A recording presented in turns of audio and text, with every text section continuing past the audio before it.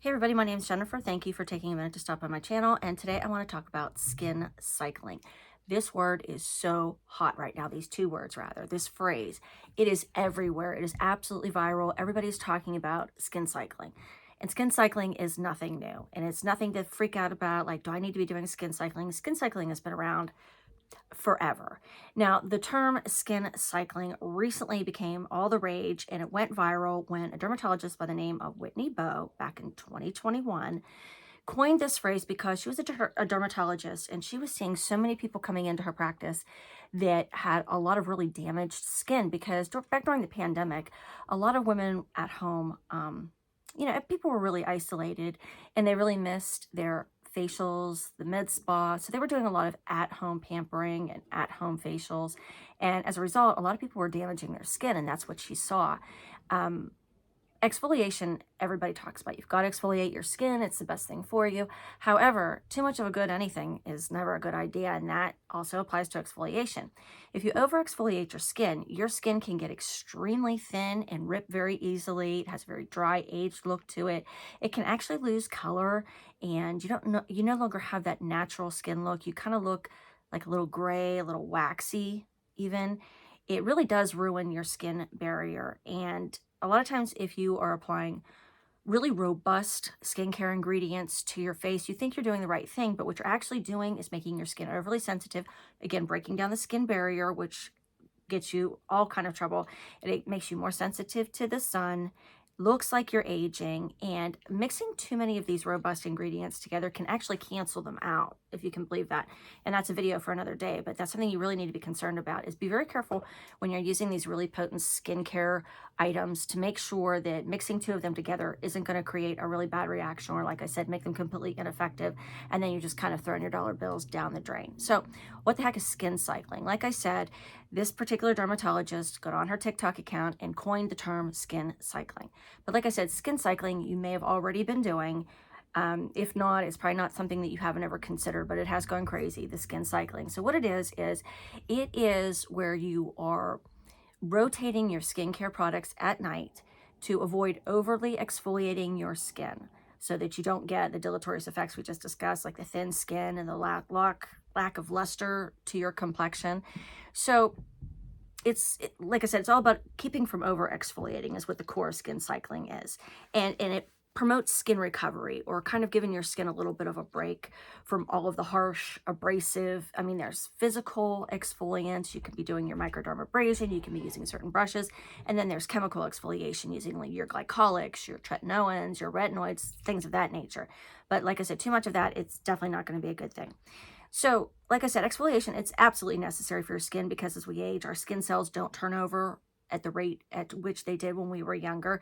So you have to exfoliate, but you can't be going in there exfoliating every day or taking a dang near Brillo pad to your skin, or you're really going to see a strong reaction that you weren't looking for. So skin cycling is an intentional routine to go through an application that involves rotating or cycling your skincare, your evening skincare routine to get the best out of these robust products and minimizing irritation at its core.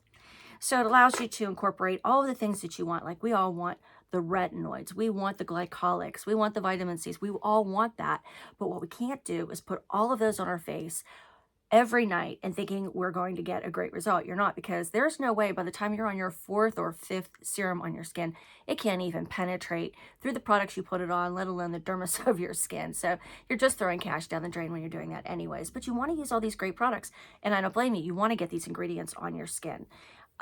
So what you have to do is you have to cycle them so that one night you're using one product, the next night you're using another product. Now, one thing you need to know, you got to simplify this. Do not make this overly complicated.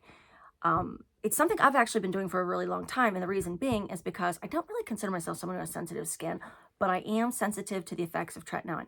Ultimately, you always want to work your way up to using your tretinoin or your retinoids 7 days a week. It's not something I personally can do. And I've been working with tretinoin is what I use, which is a generic version. I can't do it 7 days a week. I just can't. My skin will flake and peel. Pardon me. And I'm diligent with my skincare, but it's just not something I can do at this juncture. I don't know. Maybe as I age, I might be able to, but at this point in my life, I'm not able to. So what you do is you set yourself up on a 4-day skin cycle. where the first night you cleanse, you use your retinoid, you moisturize. The next day you cleanse, use a light exfoliation, you moisturize, and so on. Then maybe back on the 5th day or the 6th day, you're gonna revert back to your retinoin or your tretinoin to get back into the routine of doing it. Doing it every single day when you're brand new to that, or if you have acne prone skin or rosacea, you do not want to be doing this. Believe me, your skin's gonna burn, it's gonna get irritated, it's gonna make your acne even worse, and you're not gonna be a very happy camper, believe me, because we all want our skin to look good. Excuse me. So that being said, the 4-night, I'm going to read a little bit down here of my notes. The 4-night cycling routine goes as follows, according to Dr. Bo. Now you can make up your own skin cycling routine that works for you. And I highly recommend that you do, because remember, everybody's skin is different. There is no one recipe for everybody that's going to work. There just isn't, because I mean, individuality, we are all individuals. We all have different chemical makeups. We all have different skin chemistry. So you need to find what works for you by experimentation. And the best way to find out what works best for you is to start out gentle. Throwing these robust ingredients on your skin to try and hurry up and get the maximum that you can get, you can end up doing a lot of damage, or you can end up saying, hey, this stuff doesn't work for me, it's terrible, you throw in the garbage, and you never revisit a tretinoin or a retinoid or a vitamin C or a glycolic ever again because you say, oh, that didn't work for me. That might not be the case. The case might be that you just tried it in the improper order, or you didn't give your skin enough time to bounce back. Okay, with that being said, excuse me, like I said, you don't have to make, this is not complicated.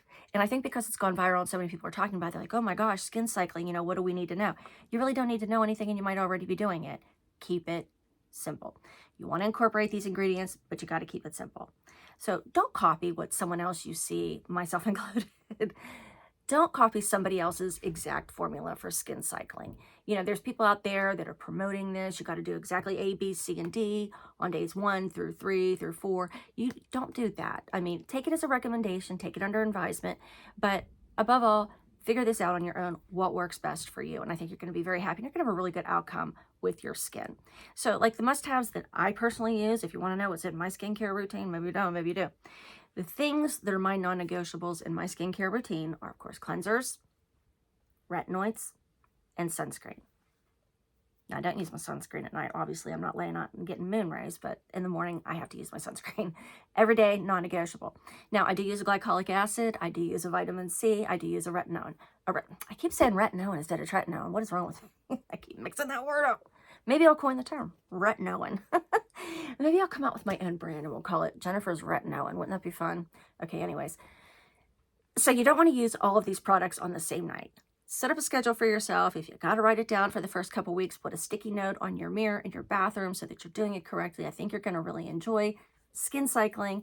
And if you've been experiencing any kind of irritation or dryness with products that, excuse me, that are really good for you, you want to give them another chance, I think that you could really start to incorporate them into your skincare if you try out some of these recommendations. And I think that you're going to be really happy and your skin's going to start to look just as beautiful as you are.